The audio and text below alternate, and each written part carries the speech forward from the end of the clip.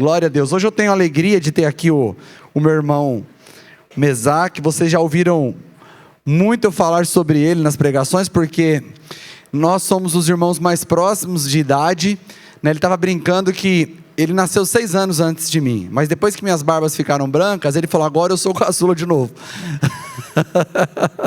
Até falei de manhã, eu estou fazendo uma enquete aqui para ver se vale a pena pintar a barba de preto. Minha mulher já votou negativo, que é branco meu, então deixa branco. Gente, mas que alegria recebê-lo aqui, meu irmão. Nós trabalhamos muito juntos e inclusive hoje temos ainda alguns negócios juntos. Meu irmão mora na França, hoje ele está aqui com a esposa dele, a Iracema, o Isaac. A Estherzinha está lá no Kids, tem o outro filho dele que hoje não está aqui, o Samuel, mas logo estará, acho que amanhã chega, né? Amanhã. Então nós estamos muito felizes em recebê-los na nossa casa. E o Mesaque esteve com a gente aqui logo no início desse ministério.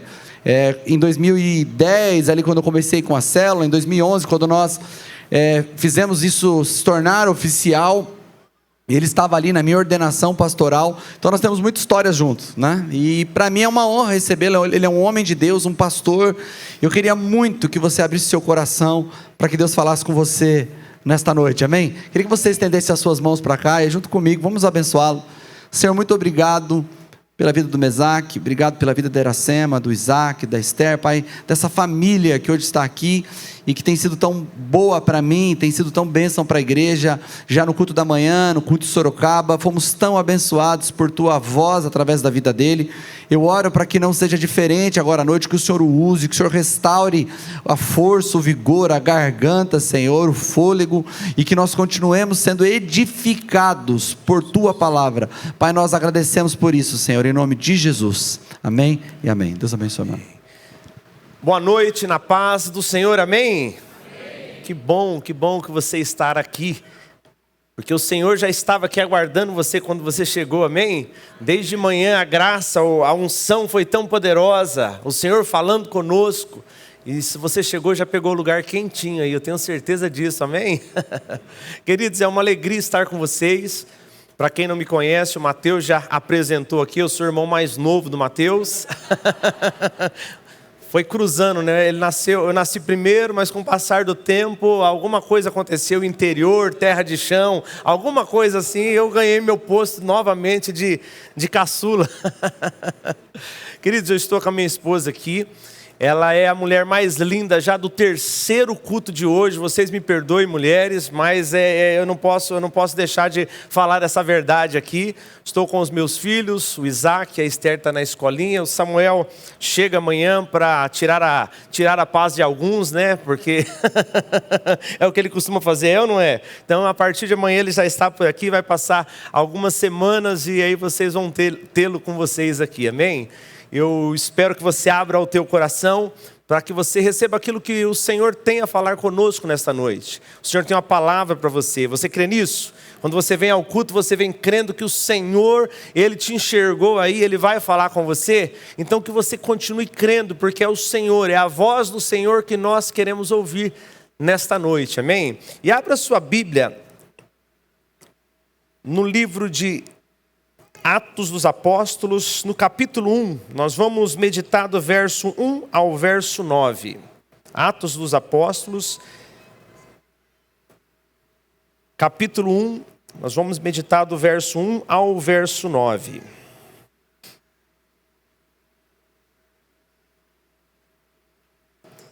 Quem não quiser abrir, nem ligar a sua Bíblia, já está aqui projetada. E diz assim: escrevi o primeiro livro, ó Teófilo, relatando todas as coisas que Jesus começou a fazer e a ensinar, até o dia em que ele foi levado às alturas. Depois de haver dado mandamento por meio do Espírito Santo aos apóstolos que tinha escolhido, depois de ter padecido, Jesus se apresentou vivo aos seus apóstolos, com muitas provas incontestáveis, aparecendo-lhes durante 40 dias e falando das coisas relacionadas com o reino de Deus. E comendo com eles, deu-lhes esta ordem: não se afastem de Jerusalém, mas esperem a promessa do Pai, a qual vocês ouviram de mim. Porque João, na verdade, batizou com água, mas vocês serão batizados com o Espírito Santo dentro de poucos dias. Então os que estavam reunidos com Jesus lhe perguntaram: será esse o tempo em que o Senhor irá restaurar o reino a Israel? E Jesus respondeu: não cabe a vocês conhecer tempos ou épocas que o Pai fixou pela sua própria autoridade, mas vocês receberão poder ao descer sobre vocês o Espírito Santo, e serão minhas testemunhas tanto em Jerusalém como em toda a Judéia e Samaria e até os confins da terra. E depois de ter dito isto, Jesus foi levado às alturas à vista deles, e uma nuvem o encobriu dos seus olhos. Senhor Deus e Pai, estamos diante da Tua palavra nesta noite. Nós temos, Senhor, sede, como foi cantado aqui, nós temos fome, nós queremos beber da Tua fonte, das Tuas águas, Senhor. E a Tua palavra, Senhor, é o Senhor falando conosco. Nós não queremos ouvir, ó Pai, conhecimentos apenas da Tua palavra, isso é muito bom, mas nós queremos ouvir o Senhor falando conosco. O Senhor conhece cada coração que está aqui, por isso, Espírito Santo, personalize essa palavra para cada filho, para cada filha que está aqui nesta noite, que sejamos, Senhor, abençoados, revigorados, renovados pelo poder da Tua presença em nossas vidas, em nome de Jesus, amém. Depois do terceiro culto a garganta já não é a mesma, né?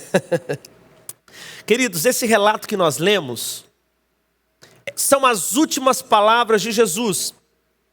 Jesus passou 3 anos e meio no seu ministério, e agora, após ter morrido, ressuscitado, ele passou 40 dias junto com os discípulos, e chegou o momento que Jesus seria assunto ao céu. Então esses primeiros versos aqui do livro de Atos, capítulo 1, está relatando justamente os últimos momentos que Jesus estava aqui na terra. E todas as últimas informações sempre têm um poder muito grande de desvendar aquilo que precisa ser feito, aquilo que é tão importante. Então, as últimas informações, Jesus, após ter subido corporeamente ao céu, ele ainda não retornou à terra. Então, foi as últimas informações para dar o start na igreja, para começar a igreja de Cristo. Então, ele chama os discípulos e fala: olha, vocês não devem se ausentar aqui de Jerusalém, porque João batizava com água, mas vocês serão batizados, receberão o Espírito Santo. E quando ele está dizendo isso, os apóstolos, os discípulos, eles tinham uma expectativa. Eu tenho certeza que cada um que chegou aqui esta noite, você veio com uma expectativa. E as nossas expectativas, elas são válidas, são plausíveis, são reais, são pertinentes por aquilo que nós estamos vivendo. E os discípulos também, porque Roma era o império, e eles estavam sob o Império Romano, sobre a mão pesada de Roma, e eles estavam lembrando das promessas que dizia que um filho, um descendente de Davi sentaria no trono, e o seu trono, o trono na família de Davi seria eterno. E agora Jesus vem como um descendente de Davi, eles o reconhecem como um Messias. Então para eles era claro, para as expectativas que eles tinham, Jesus agora vai tomar o reino, vai nos tirar debaixo da mão pesada de Roma, e nós vamos ter novamente a nossa monarquia como era antes. Essa era a expectativa deles. Mas quando eles perguntam para Jesus: é o momento, é agora que nós vamos ter novamente a liberdade, Jesus fala: não compete vocês saber os tempos que o Pai determinou com a sua sabedoria que acontecesse. Então Jesus não estava frustrando os discípulos. Se de repente aquilo que você veio, a sua expectativa não é preenchida, Deus não está frustrando as suas expectativas. Ele só está dizendo para você que tem algo a acontecer na sua vida, tem coisas para acontecer, e que você não deve estar ansioso por aquilo que há de vir, mas confiar nas últimas informações que Jesus está falando com você. Porque às vezes nós temos uma expectativa e Deus está falando, mas a expectativa parece que fala mais alto do que aquilo que Jesus está falando conosco. Então as últimas informações neste culto é o momento onde você está recebendo as últimas informações. Só vai haver o próximo culto domingo que vem, então você precisa pegar essas informações, porque ela é de suma importância para mim e para a sua vida, amém? E Jesus falou: olha, após ele ter frustrado aquela expectativa dos discípulos, ele diz assim: olha, você vai receber poder quando o Espírito Santo vier sobre vocês. E quando esse poder vier sobre vocês, vocês serão minhas testemunhas, tanto aqui em Jerusalém, que é onde eles estavam geograficamente, quanto na Judéia, em Samaria e até os confins da terra. E tendo dito isso, Jesus foi levado ao céu. E eles ficaram olhando, como nós lemos no versículo 9, Jesus desaparecer no meio das nuvens. E quando nós olhamos essa última informação de Jesus, nós lembramos que em Atos 2, você que conhece a passagem, vem o dia de Pentecoste, eles estavam reunidos, 120 pessoas, e de repente veio do céu um som como de um vento impetuoso e encheu toda a casa onde eles estavam sentados, e foram repartidas línguas como que de fogo, e eles começaram a falar em outras línguas, e houve ali um grande reboliço, porque o que aconteceu naquele momento marcou a história, marcou tudo que nós vivemos como igreja de lá para cá, e as pessoas, aquela noite, naquele dia houve quase 3 mil almas que se converteu. Então isso é maravilhoso, é isso que nós olhamos e buscamos em Deus. Mas quando nós olhamos a informação de Jesus, o poder, os milagres, as línguas estranhas, os dons, tudo isso é poderoso, mas Jesus, ele deixa uma informação precisa: isso vai ocorrer para que vocês sejam minhas testemunhas. E é inegável, não dá para virar a página, pois foi Jesus que disse essa informação. E quando nós vamos entender o que é ser uma testemunha, no original, no grego, que foi escrito o Novo Testamento, ela significa mártir. Mártir é aquele que morre pela causa. Então o significado mais forte da palavra testemunha é aquele que morre pela causa. Mas tem um outro significado da palavra testemunho, que é aquilo que nós conhecemos como uma testemunha do cotidiano. É aquele que viu, aquele que ouviu, aquele que esteve presente, aquele que de alguma forma presenciou um crime, um acidente ou qualquer situação. Isso é uma testemunha. Se acontecer algo próximo de você, um acidente, um crime, qualquer coisa, e a polícia chega e pega as pessoas que estão próximas e fala: vocês precisam ser conduzidos à delegacia para ser testemunha do que aconteceu, porque vocês estavam aqui quando aconteceu. A testemunha precisa vivenciar a experiência de ver e ouvir o que aconteceu. E você chega lá na delegacia e o escrivão está escrevendo ali o boletim de ocorrência, e alguém está te interrogando, e a pessoa pergunta para você, o delegado pergunta assim: o que aconteceu? Aí você fala: olha, na minha opinião. O delegado na hora vai falar para você: não estou te perguntando a sua opinião. Não sei se você já foi testemunha alguma vez de alguma situação. Eu não quero saber a sua opinião, eu quero saber o que aconteceu. Porque a testemunha não vai dizer aquilo que ela pensa sobre um ocorrido, ela precisa descrever exatamente o que aconteceu.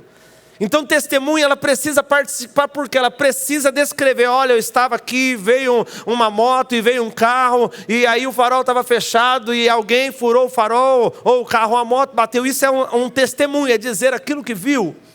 Então quando Jesus fala que nós seríamos revestidos de poder do Espírito Santo para que fôssemos testemunha, ele estava ali colocando um novo marco da igreja, porque até então a testemunha era aqueles que andavam com Jesus, viam Jesus, presenciaram os milagres, a morte de Jesus, a ressurreição de Jesus. E agora, como Jesus estava sendo assunto ao céu, ele já havia dito: olha, eu vou, mas eu vou rogar ao Pai para que envie outro Consolador.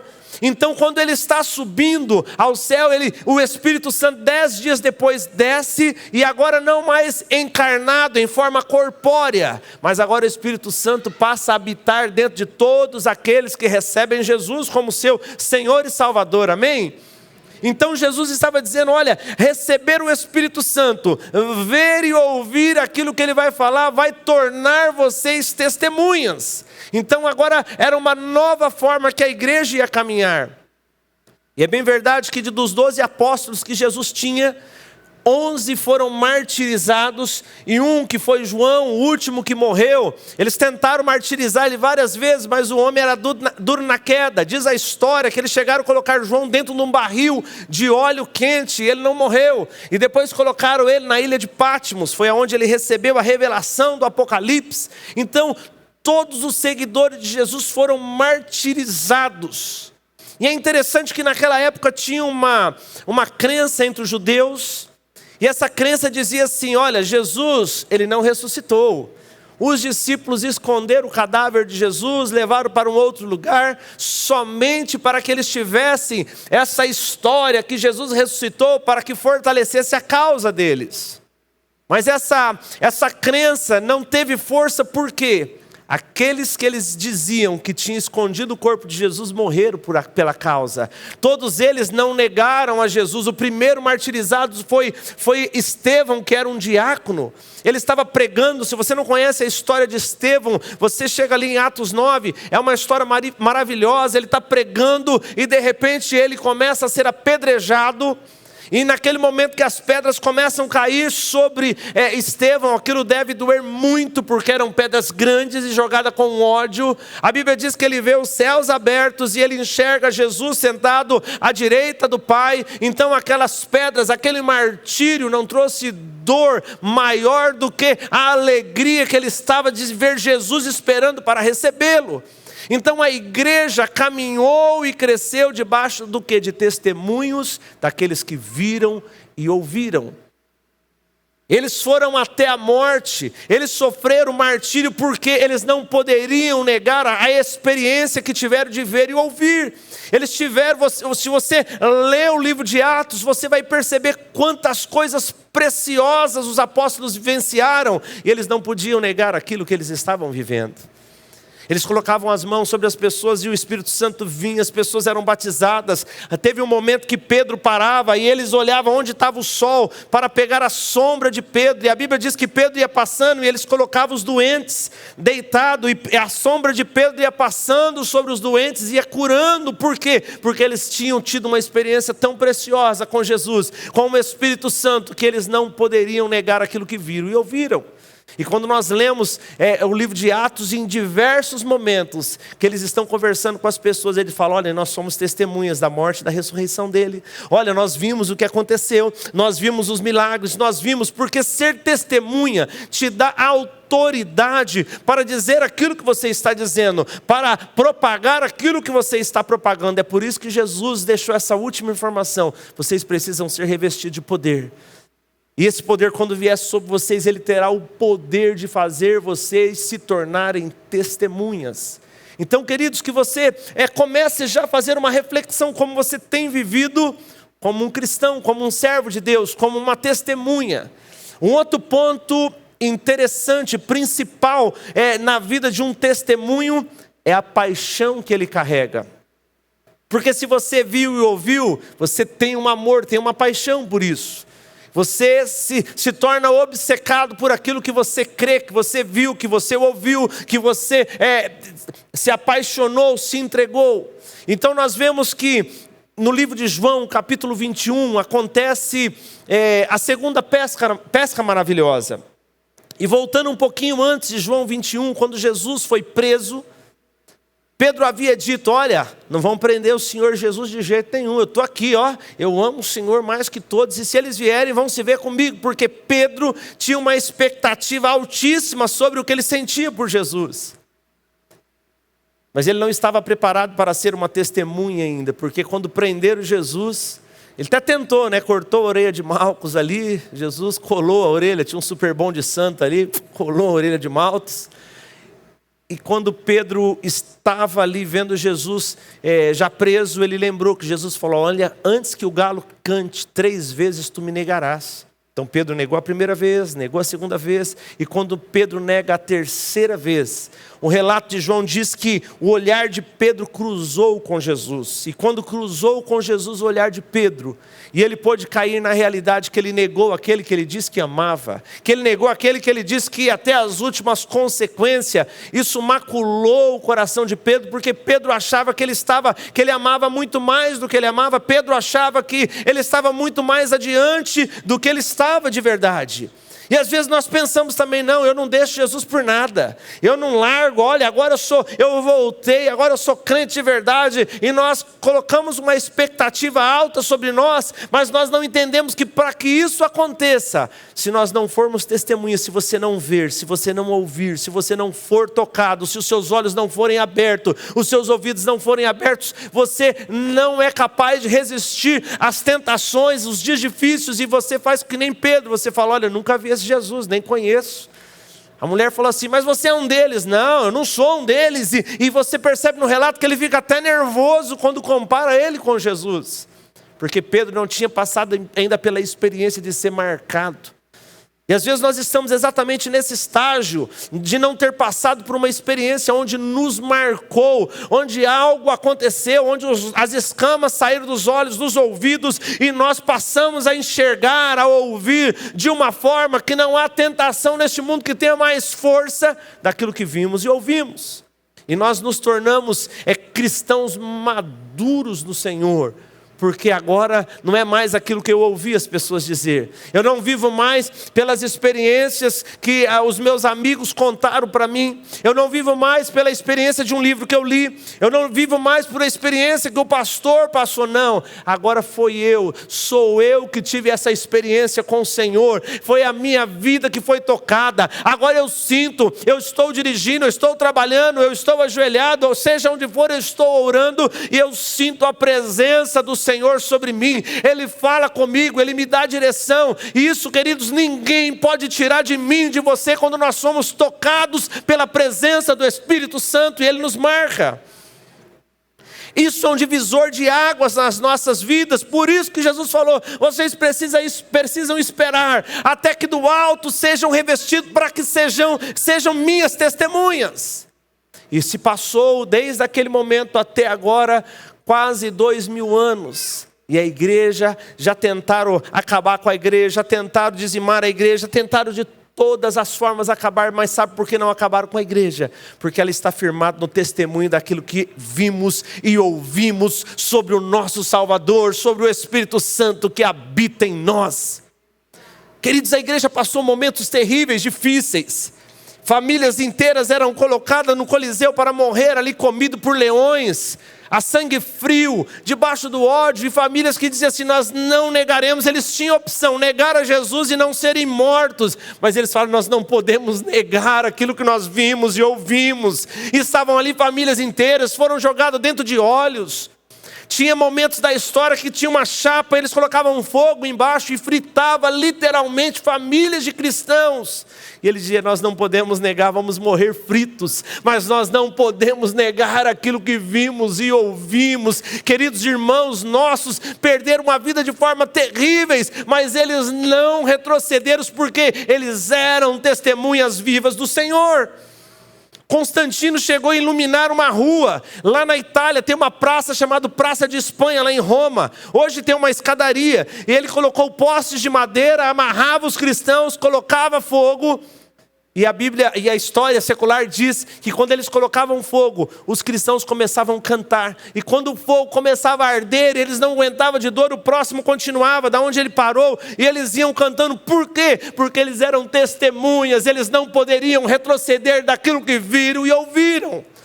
Então ser testemunha é um divisor de águas nas nossas vidas. Eu não sei como está o seu nível de cristianismo, como que está a sua vida com Deus, mas se você se tornar uma testemunha, querido, nada é o que Paulo falou, nem a morte, nem a vida, nem os anjos, nem principado, nem potestade, nem coisa desta vida, nem da próxima vida, nada pode nos separar do amor de Cristo Jesus, porque quando nós estamos marcados por eles, queridos, a nossa vida toma um novo rumo.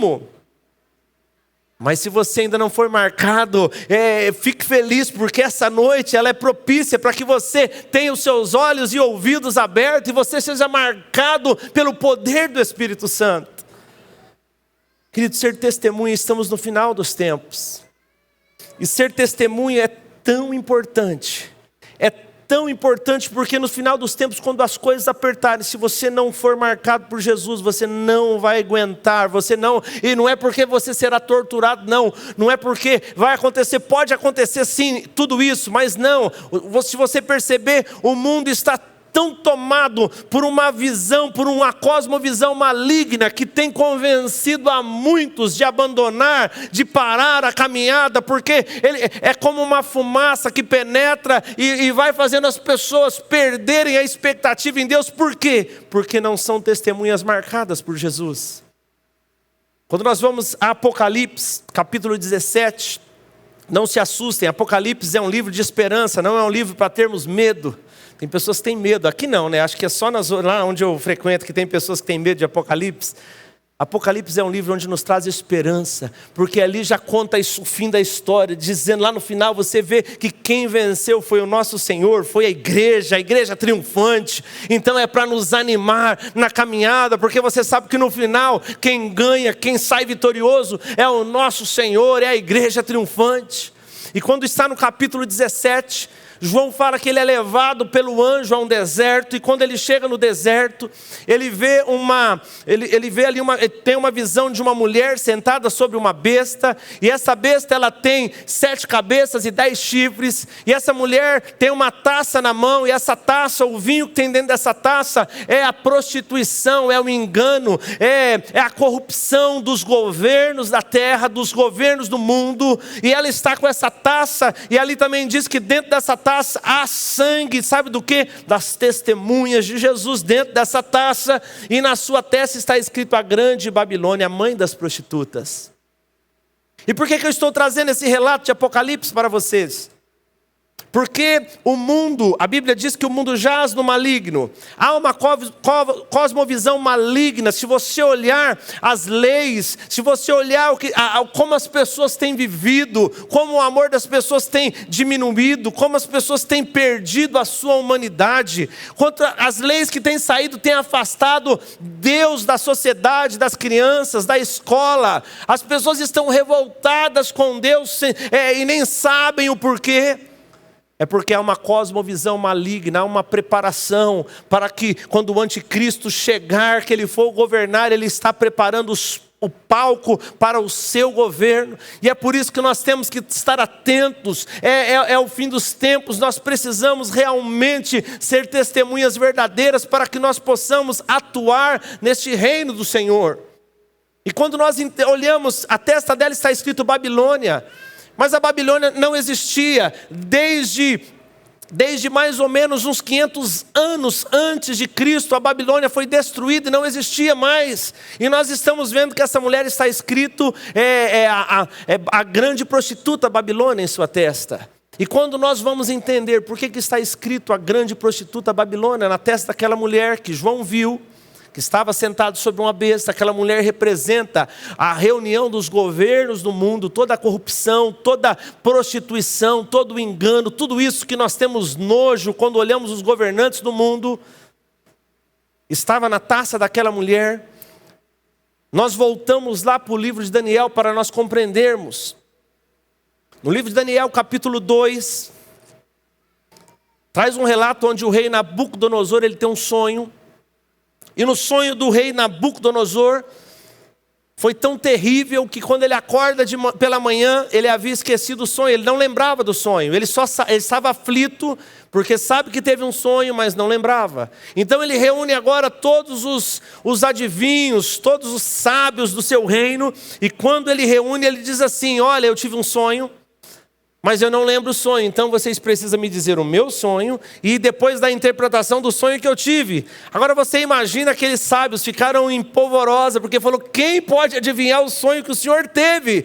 Nos diz o sonho que nós daremos a interpretação. E o rei Nabucodonosor ficou furioso. e falou: já que vocês não sabem o sonho que eu tive, não conseguem descobrir qual foi, todos vocês devem morrer. E baixou uma lei lá: vai morrer todos os sábios. E o chefe dos sábios correu na casa de Daniel e falou: Daniel, deu ruim, Daniel. Você vai precisar morrer junto com os outros. E Daniel falou: como assim? O que está acontecendo? Não, aconteceu isso. E o rei mandou matar todos os sábios. E Daniel falou: não, peraí, porque eu vou orar, eu vou falar com o Senhor pode me revelar. Manda o rei calmar um pouquinho, dá um copo d'água fria para ele lá, para ele esperar um pouquinho.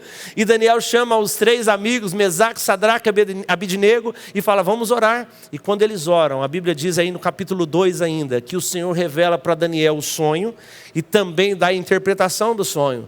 E agora Daniel chega a Nabucodonosor e diz assim: olha, rei, o Deus dos céus, o meu Deus revelou o sonho que você teve e ainda revelou também a interpretação. E Nabucodonosor ficou pasmo, porque Daniel falou assim: olha, o sonho que você teve, você sonhou com uma grande estátua. E essa estátua tinha cabeça de ouro. O seu peito era de prata, o seu abdômen era de bronze, as suas pernas eram de ferro e os seus pés era ferro misturado com barro. E o rei Nabucodonosor falou: foi isso aí mesmo, lembrei, foi isso que eu sonhei. Acho que o Daniel falou: lembrou nada, eu que te contei, foi Deus que me revelou. E agora Daniel falou assim: eu vou te dar a interpretação desse sonho. A cabeça de ouro é você, rei Nabucodonosor, é o domínio da Babilônia, poderoso como você é, muito grande, dominou grande área do mundo, vocês têm muito poder, mas eu digo a você que esse reino vai passar, pois virá um outro rei, e vai ganhar a batalha contra vocês, que é o peitoral de prata, e esse reino ficará um tempo também muito forte, de menor valor que o seu, mas ele também ficará um tempo, e depois ele será vencido por um outro rei, que é o abdômen, esse abdômen de bronze, e virá outro rei depois e vencerá a batalha, que é as pernas de ferro. E ele começou a trazer a interpretação ali para o rei Nabucodonosor. E quando ele fala para Nabucodonosor que ele representava a cabeça, então nós entendemos que os reinos do mundo, o reino dos homens, eles têm uma cosmovisão que nasceu não em Nabucodonosor, nasceu lá em Gênesis 10, lá na Torre de Babel com Nimrod, e é uma cosmovisão maligna, ante Deus, ante aquilo que o Senhor nos trouxe como lei moral, como uma vida abundante para deteriorar a humanidade. Hoje você fala: as coisas estão difíceis, desde lá vem ficando difícil, porque há uma atmosfera maligna preparando para que quando chegar o anticristo, a população esteja preparada para receber, e isso é importante para você ouvir nesta noite, é crucial que sejamos testemunhas de Cristo. E Daniel fala: olha, e quando nós vemos o restante do livro de Daniel, você vai perceber que tudo que Daniel falou da estátua aconteceu. Nabucodonosor caiu, entrou o império Medo-Persa, que era o peito de prata, ele caiu também, entrou agora o abdômen de bronze, que era o Império Grego, com Alexandre o Grande, e também caiu e entrou o Império Romano, que eram as pernas de ferro, e aconteceu até que caiu o Império Romano, e nós temos a influência de Roma no mundo inteiro. As leis foram baseadas em leis romanas, o parlamento, o senado que tem nos países é baseado no que acontecia lá em Roma. Então nós vemos que Roma influenciou, por isso que os pés eram ferro misturado com barro, porque a influência de Roma era um reino mais fraco do que os outros, porque agora era ferro mais misturado com barro. Então nós vemos que tudo que Daniel disse, interpretou, pelo poder que Deus colocou sobre ele, daquela estátua aconteceu, tudo aconteceu exatamente como Daniel disse. E agora eu vou continuar dizendo a interpretação do sonho, porque não terminou nos pés de barro. Daniel continua dizendo: olha, rei, mas quando essa estátua poderosa estava de pé, houve uma pedra que foi solta sem mão de homem. E essa pedra veio e bateu nos pés dessa estátua. E ela destruiu essa estátua de uma forma O exemplo que Daniel usa, ele fala, assim como a palha vai ao fogo e queima muito rápido, foi dessa forma que essa pedra bateu no pé da estátua e destruiu. E no versículo 44 do capítulo 2 de Daniel, ele diz assim, que essa pedra é um reino que bate no pé da estátua, que destrói os reinos do mundo, e é um reino que não terá fim. Então Daniel estava trazendo a revelação de toda a linha da história com aquela estátua, mas ele nos alegra que no final ele diz que os reinos do mundo, a cosmovisão do mundo, a corrupção do mundo, a prostituição dos governos do mundo será destruído por um reino que não terá fim. E quando Jesus veio, ele disse assim, quando ele estava na terra, é chegado o reino de Deus. Então aquela pedra, ela já bateu no pé da estátua. E aquela revelação de Daniel diz que ela vai enchendo, ela bate no pé da estátua e essa pedra vai enchendo toda a terra. Então o reino dos céus, a partir da inauguração dele em Jesus, passou a encher a terra. Passou a ganhar espaço em todas as partes do mundo. E para nossa alegria nós fazemos parte desse reino. Você faz parte desse reino. Você é governado por esse rei poderoso que é o nosso Senhor Jesus. Mas ainda não concluiu totalmente a destruição. A estátua está se ruindo, está se desfazendo. E por isso nós temos um grande papel na história. Nós temos um papel de implantar o reino de Deus através daquilo que vimos, através daquilo que ouvimos, através da palavra do Senhor, que a palavra do Senhor tem nos ensinado. Quando nós pegamos o sermão da montanha, ali Jesus está trazendo as diretrizes do novo reino. E é bem verdade que as leis do novo reino é muito difícil. E é por isso que só conseguimos vivenciá-la se nós estivermos munidos do Espírito Santo sobre as nossas vidas. Carnalmente, com boa vontade, com inteligência, com sabedoria, nem eu nem você conseguimos implantar o reino de Deus. Por isso que para implantar o reino de Deus nós precisamos do poder do Espírito Santo em nossas vidas. É só Ele que pode transformar a vida do homem, da mulher. É só Ele que pode dar um novo rumo para as nossas vidas. Quando nós vemos em Gálatas falar sobre o fruto da carne, o fruto do Espírito, ali está exatamente o fruto que coaduna com a cosmovisão babilônica, e ali também está o fruto do Espírito, aquilo que o Espírito Santo produz em nós. Paz, amor, bondade, amabilidade, mansidão, domínio próprio, longanimidade. Então, isso são atributos daqueles que estão reinando com Cristo, que participam deste reino, e é só o Espírito Santo que pode colocar esse fruto dentro de mim e de você. Nós com todo o nosso esforço, nós não conseguimos. Mas de por que às vezes nós não conseguimos? Se é o Espírito Santo, porque nós precisamos ter os nossos olhos abertos, os nossos ouvidos abertos. Nós precisamos sair do lugar que estamos. Nós precisamos ter a nossa visão transformada para que a partir do momento que ela é transformada, passamos a enxergar. E quando isso nos marca, quando isso acontece conosco, queridos e queridas, a nossa vida nunca mais será a mesma. Eu te garanto isso. Eu te garanto que nunca mais você vai olhar para as pessoas como olhava antes. Nunca mais você vai viver como vivia antes. Nunca mais você vai agir como você agia antes. Porque quando nós somos marcados pelo Espírito Santo, o Espírito Santo é consolador. Ele nos convence também do pecado, do erro e da justiça. É Ele que intercede por nós, segundo a vontade de Deus. É o Espírito Santo que trabalha em nós. É Ele que vai dizer para você, vai dar um toquinho, ei, não faça isso não, você não pertence mais a este reino. É Ele que marca as nossas vidas, é Ele que fala comigo e com você. É Ele que tem te trazido, tem te chamado. É Ele que tem chamado a atenção, porque Ele tem algo a fazer através da tua vida. Mas às vezes a nossa expectativa está tão longe. Então essa noite é para que você alinhe a sua expectativa.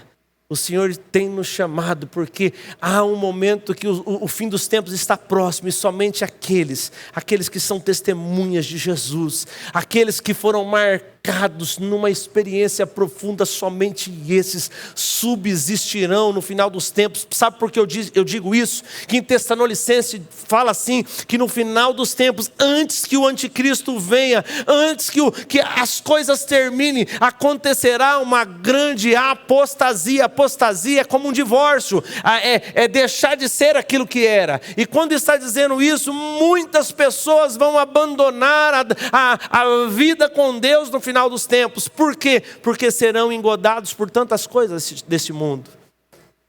E é por isso que o Senhor nos chama a atenção. Nós precisamos renovar como que está a nossa visão, como está a nossa audição, como que está a nossa experiência com o Senhor. Faz quanto tempo que você não ouve a voz do Espírito Santo falar com você? Faz quanto tempo que você não tem uma conversa franca com Ele, que você não tem aquela certeza dentro de você, olha, eu falei com Ele hoje, Ele ouviu, Ele falou comigo. Queridos, o Senhor quer renovar a aliança, quer renovar a sua intimidade com Ele, quer renovar o seu relacionamento para que você fique sem dúvida alguma que é uma grande testemunha de Cristo. Mas para isso, o Espírito Santo já está aqui, a promessa já foi dita, já foi revelado, já veio. O que precisa então? Que nós entendemos que eu preciso. A Bíblia diz, batei e abri-se-vos-á, buscai e achareis, invocai enquanto está perto. Então depende do nosso posicionamento, depende daquilo que você decidir a partir de hoje ser uma testemunha ou ser apenas um frequentador, um cristão nominal. E o Senhor nos chama para dar um passo à frente, para subir um degrau a mais, para que nós possamos viver essa vida transformada, essa vida onde nós não esperamos alguém dizer nada, não, é na nossa comunhão com Deus que o Espírito Santo já começa a falar com a gente logo pela manhã. Eu convido a você a ficar de pé, só para parecer que está acabando.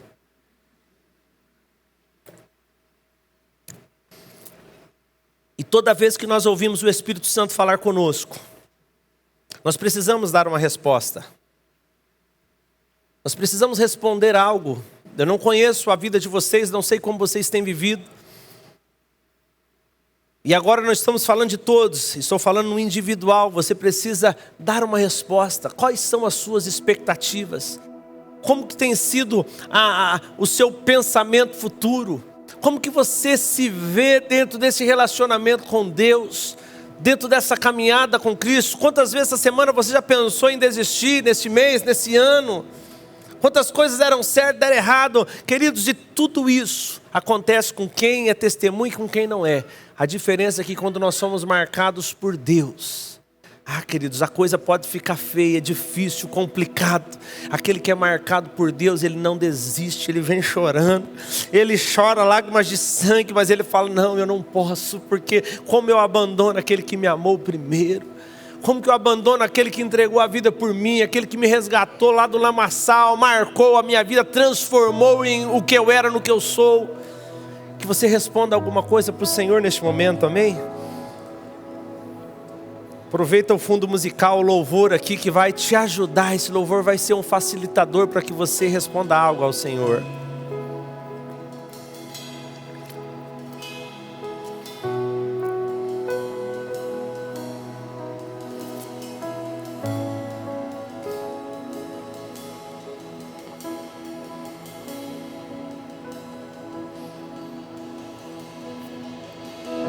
Pra onde eu posso ir? Aleluia, Jesus. Se vida eterna encontro em ti. Jesus.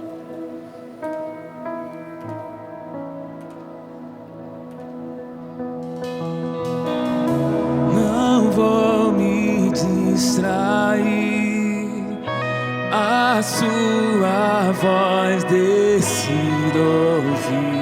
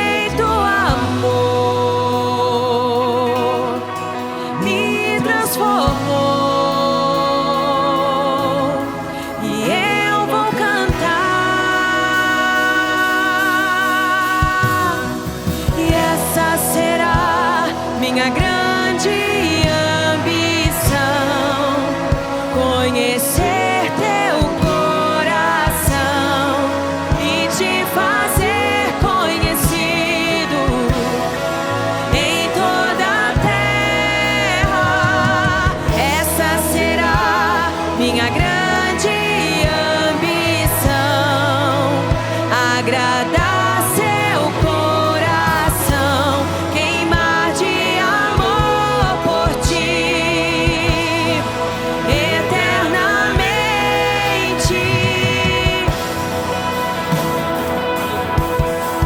Tudo mudou, perdeu valor ao te contemplar.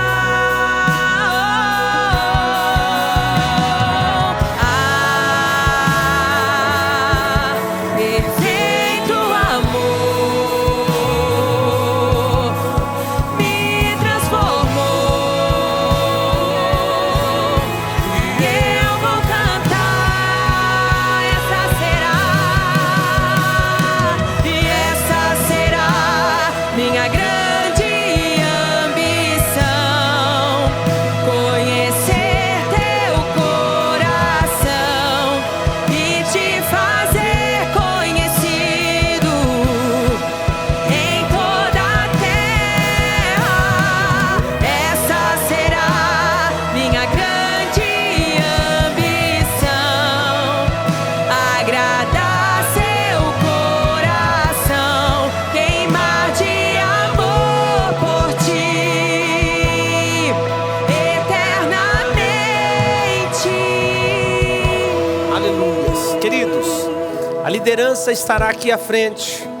E é muito importante, eu quero encorajar você, não voltar para a sua casa sem antes resolver essa situação. Falar: alguém ore comigo, eu preciso enxergar isso, eu preciso ser uma testemunha verdadeira de Cristo. Eu tenho pensado em desistir com muita facilidade. Eu preciso que algo aconteça para que eu seja uma testemunha daquilo que vi e ouvi. Isso precisa invadir o meu coração. Eu não te aconselho tentar isso sozinho, não. A gente perde sozinho. Mas nós temos aqui uma liderança. Que você seja encorajado, saia do seu lugar, procure alguém, fala: ore comigo, me ajuda, eu preciso vencer, eu preciso ter a vida transformada, eu quero também ter uma vida cheia do Espírito Santo, eu quero não mais pender fácil para o pecado, eu não quero perder as batalhas todo o tempo para o pecado, eu não quero desistir todas as vezes que as coisas fiquem difíceis. Para isso nós estamos aqui com muito amor para te ajudar, para orar por você. Eu quero te encorajar. Venha buscar essa ajuda aqui com a liderança que vai orar com você. Se tem alguém aqui que ainda não entregou a sua vida para Jesus, fala: eu também quero, eu quero ser essa testemunha. Fique à vontade, eu te encorajo, vem aqui. Você vai receber um abraço, uma oração e será ministrado por Deus, amém? Se tem alguém afastado, está tão distante, às vezes você já se sentiu testemunha, mas você agora anda tão difícil as coisas, vem, a oração vai fortalecer, a oração da fé vai fortalecer a tua vida. Não volte para casa com essa insegurança, não. Amanhã você acordará já como uma testemunha viva do Senhor. Mas para isso você precisa dar um passo de fé. Mesmo que tenha acabado a reunião, não importa, aqui estará a liderança, corra aqui, fala: eu preciso, eu quero participar deste reino, eu quero ser uma influência deste reino aonde eu trabalho, aonde eu estudo, na casa que eu vivo, com os meus amigos queridos. Há um poder de Deus liberado sobre mim e sobre você nesta noite. O Senhor nos chama porque há uma grande missão para mim e para você. Pessoas estão perdendo a vida, estão perdendo a salvação, e eu e você temos condições de levar a verdade. Mas você não precisa fazer isso sozinho. O Espírito Santo fará através de você. Os irmãos dessa igreja farão junto com você. Você não precisa fazer sozinho. Você só precisa dar um passo de fé nesta noite. Você só precisa caminhar e falar: olha, eu quero, me ajude, ore por mim. Que eu tenho certeza que você sairá daqui muito diferente do que você entrou, porque há um rio de Deus aqui. Todas as vezes que nós somos ministrados, que Deus envia a tua palavra, Ele envia também o subsídio, as condições para que nós possamos viver essa palavra. Ela não é inalcançável, não, ela é alcançável sim, porque é o poder de Deus que age na minha e na sua vida, não é pela nossa força. Por isso, não volte para casa da mesma forma que você entrou. Não desista, não tenha vergonha, não pense o que vão pensar. Pense só que amanhã você pode ser uma grande testemunha de Jesus, a depender da sua atitude, da sua decisão nesta noite. Que Deus possa abençoar vocês, amém? Que Deus possa falar com vocês durante a semana, que essa palavra possa trazer vida a você todos os dias, em nome de Jesus.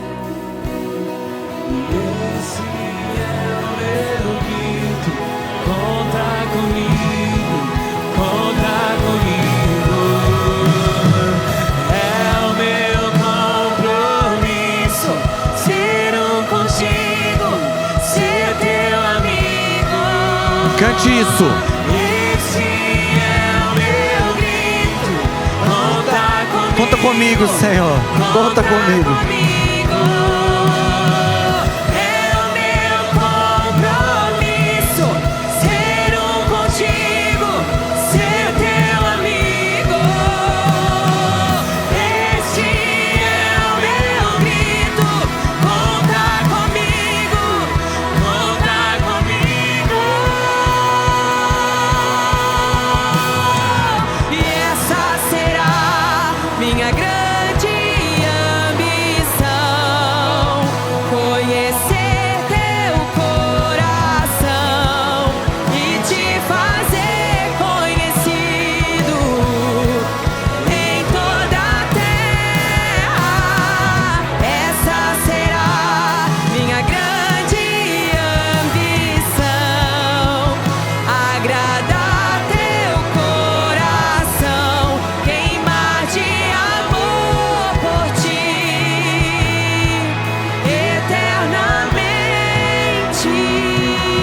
Essa será minha grande ambição, conhecer teu coração e te fazer conhecido em toda a terra.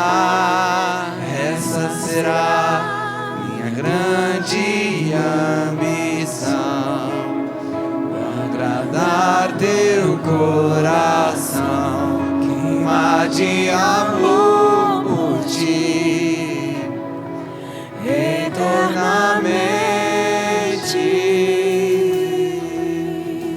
Antes de nós encerrarmos, nós estamos já chegando ao final do ano. Temos só mais um domingo, depois o culto da virada, e muitas expectativas frustradas ao longo dos anos, também talvez muito agradecimento para ser feito, mas talvez muitos de vocês tentando, se esforçando e não tendo resultados. Existem experiências que são experiências de caminho, são aquelas experiências que nós vamos vendo mudança no caminho. É como se você saísse daqui de Itapetininga e fosse para São Paulo. A paisagem vai mudando devagarzinho. Existem experiências que são experiências de porta. Você está na rua, abriu a porta, entrou dentro de um outro ambiente, já mudou tudo. Foi só uma porta que separava um ambiente do outro. Na Bíblia, eu aprendi isso com o pastor Gustavo Paiva. Na Bíblia, mostra que existem duas formas do vinho ser feito. Uma é processo, pisar a uva. O outro é um milagre. Ele transforma água em vinho. Normalmente nós só queremos os milagres, né? Não queremos processo, não queremos ver as coisas acontecendo. Mas tem muitos de nós que precisam de um milagre. Parece que a gente prega contra o milagre. Pedro foi discipulado por Jesus quase 4 anos. E ele não mudou. No final do processo inteiro ele negou. Mas uma experiência com o Espírito Santo, ele se tornou um grande pregador. Ele se tornou um homem de Deus. Talvez você está lutando com esse processo, com tantas dificuldades que você não consegue, você se esforça, você falha de novo. Eu queria dizer para você que nem tudo vai ser processo. A maioria das coisas serão processo, a maioria delas. Mas talvez você precise de um milagre hoje.